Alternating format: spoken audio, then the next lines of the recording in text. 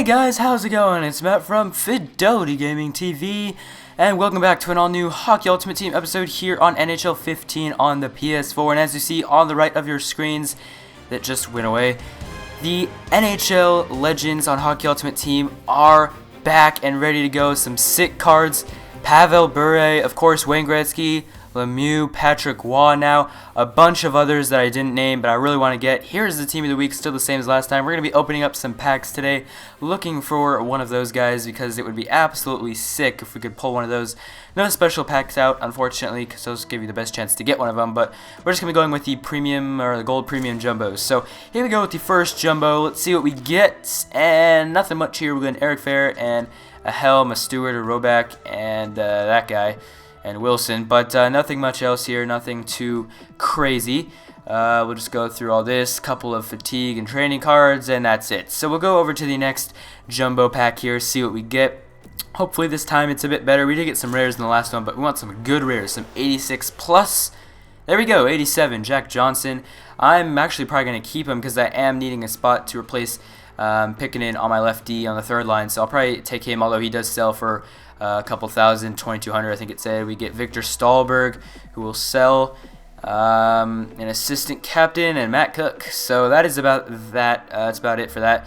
So Jack Johnson will keep. He's the best card so far, but hoping we can pull something better in this pack, and we will get nothing much here. We get a Torrey Krug and a Jake Muzzin, but both of those aren't as good as Jack Johnson, so we'll go ahead and keep him. Whoa, check out the caveman. That is awesome. Honestly, it's awesome. Anyways, going down the rest of the pack here, get Jared Spurgeon, and we got a lot of coaches in this one. I think we got 3 coaches in this one. That's crazy. That is not what we wanted. So here we go with another pack. I believe this is the last pack of the episode. Bring us something good like a legend. Bam! Okay, we get a Marc-Edouard Vlasic. I'm actually probably going to keep him instead of Jack Johnson because he's a better lefty than Jack Johnson is. He sells for more, but Johnson isn't as good, so I'll probably keep him as lefty and sell Jack Johnson. Otherwise, the pack wasn't that great. You'll see here that we don't get much, just some coaches. Actually, this is the pack with 3 coaches. The other pack we got 2. This pack we got 3, so plenty of coaches here. We're probably not going to use any of them. Right here, though, got a captaincy card. Decided I want to throw it on to fill the Thrill Kessel there. Gives him better stats than he already has, and now we have a captain, so cool. Also, putting Vlasic into the third line, left D spot in place of Pickenen, putting a Tampa Bay change team on him to increase the chemistry. And as you see there on top right, we're almost at 30,000 coins. So there are our lines, and here we are in Division 6 now. As you can remember, we got there last time. We started off pretty good. We were 2-0-1, I think. I think that was it. I don't even remember now. But yeah, 2-0. Actually, no, maybe it's 2-0. I think it's 2-0. Anyways, playing against the guy here at the Edmonton Rip It. And if you guys remember, we actually played him last episode, which is hilarious because now we're playing him for the second game in a row. The last game of last episode and the first game of this episode. So we're playing him again, this time on his home ice. He beat us last time. Let's see if we can get our revenge and beat him. Here we go in the first period. Phil Kessel gets tripped up, but he's going to have a nice pass over to Patrick Marleau, who absolutely buries it. And now it's 1-0. So a very nice job there. It actually wasn't Phil Kessel. I don't know why I said that. It was Mike Green. Very nice pass over. Oh, no, it was Phil Kessel. Never mind. I am not paying attention. Anyways, here we go in the second period now. What a goal from Zach Parise as he just comes in around the top of the circles, rips it past Kari Lehtinen, and that is a 2-goal lead now for the Snipe squad. Looking very good. Zach Parise gets the goal. And now later in the game, about 6.5 minutes left in the second, he comes on a breakaway and does the leg kick and backhand on Rene. So unfortunately, Ryan Nugent-Hopkins, RNH, gets the goal. So now our lead is cut in half. It's now 2-1, and we got to hang on here, see if we can get the victory because I really want to beat this guy. He beat us on our home ice, so we want to beat him on his home ice. So here we go in the third period now. 5 minutes left, and what a shot from Paul Stastny.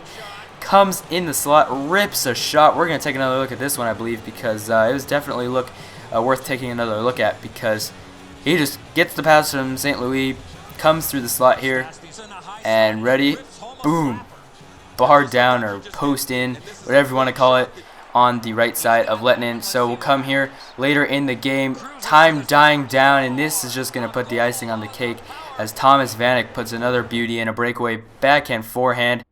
And it looks like we're going to go ahead and get the win here in this one. He did try to pause it to stop me from watching the replay, but Thomas Vanek gets the goal, and time will wind down here. 52 seconds left, trying to get another goal, a little garbage goal here, and what a goal! What a pass from Phil Kessel over to Tyler Seguin, putting even more icing on the cake as it's now 5-1. We're going to take another look at this one, just like the last one, or actually 2 goals to go.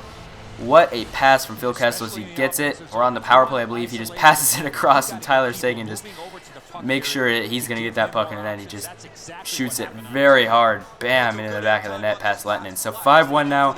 Looking good. We have a power play for the rest of the game, I believe. But we're going to win this one 5-1. Pretty productive game. We get back on him, beat him even more than he beat us, so that's good. And we're going to get over 1,000 coins for this one, I believe. Yes, we are. And in total, 1,133 coins. So we now get 6 points in Division 6. We're now 3-1 after going 2-1 the last episode so far. So we got 1 win. Looking to get even more here against the Calgary Flames. And this guy had a really weird team. As we'll come in here with the first period. Phil Kessel over to Seguin, almost a repeat of the last goal you guys just saw, but Jonas Hiller just absolutely robs him. Okay, Phil Kessel took a little long to pass it, but still, you'll see here that Tyler Seguin had plenty of room to shoot, and look at this. He just slides over, bam, barely gets it. That was going in if he didn't get there, but for whatever reason, the guy quit after he made that amazing save, so we go ahead into the main menu, and we get 2 more points. We now get 8 points, so we're not going to be relegated for sure. That was a crazy game, crazy win, and we'll now improve to 4-1. So hopefully we'll go to 5-1 after this game. It's going to be an interesting one here. But that last guy's team is the Calgary Flames. He had all Calgary Flames players. It's kind of weird. What's the point of playing Hockey Ultimate Team if you have the same team? Anyways, in a game here against the Edmonton Northern Natives, Northern Natives maybe is what he's trying to say. I don't know, but right here is a pretty crazy goal by Phil Kessel. Did not think that was going in. He was just in a bunch of traffic, and somehow he just rips the shot, and it goes top right on the goalie. So pretty nice job there. We're up 1-0. Kind of a garbage goal, but we'll take it as usual. And goals are hard to come by in this game, but in the second period, this is going to be Bobby Ryan with a nice backhand wraparound who puts it behind his goalie. I'm trying to think who his goalie was now, but we are now up 2-0, and it's looking like we are going to improve here to 5-1 here as we come in the third period, trying to get another goal. Phil Kessel on the breakaway, and he makes no mistake. Goes backhand, forehand. What a beautiful shot. He had Antti Niemi, who in that's who it was, who was actually making some pretty good saves. We had a lot of shots and everything, so we pretty much outplayed him as Ryan McDonough gets the assist. That was a shorthanded goal too. And right here, Pecorino almost gets the nice save, but it kind of goes off his padded in.